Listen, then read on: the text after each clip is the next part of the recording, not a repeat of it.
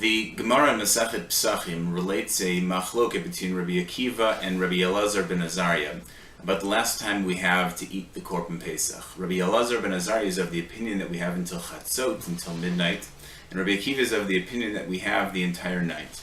And the Gemara tells us the reason for their machloket is that Rabbi Elazar ben Azariah says we focus on the chipazon, the haste of HaKadosh Baruch Hu, of God, in bringing the Makat Bechorot. And just like the Makat Bechorot, which really was the beginning of the redemption, the final redemption took place at midnight, so too the end point of us speaking about the redemption should take place at midnight.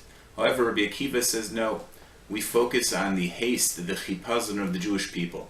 The Jewish people went into the Yam Suf, led by Nachshon ben Aminadav, and that took place at dawn, that took place in the morning, and we focus on the haste of the Jewish people.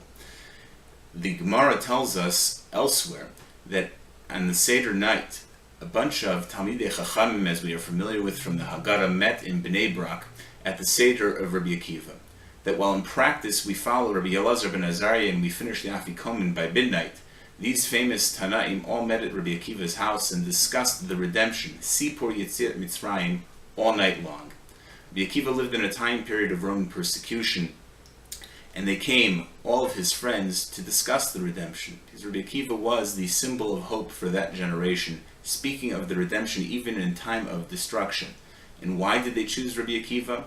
Because Rabbi Akiva was not waiting for a miracle. Rabbi Akiva was not waiting for the Makat Bechorot. Rabbi Akiva understood that we needed to take, his generation needed to take the first steps in order to bring about the redemption.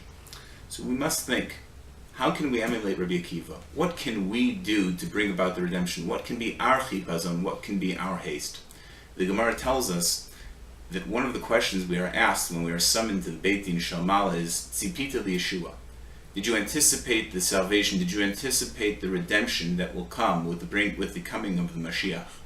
How would Rabbi Akiva interpret that? Rabbi Akiva, I believe, would interpret that as, did you take action? Did you do anything which could possibly bring about the redemption that will come through the Mashiach?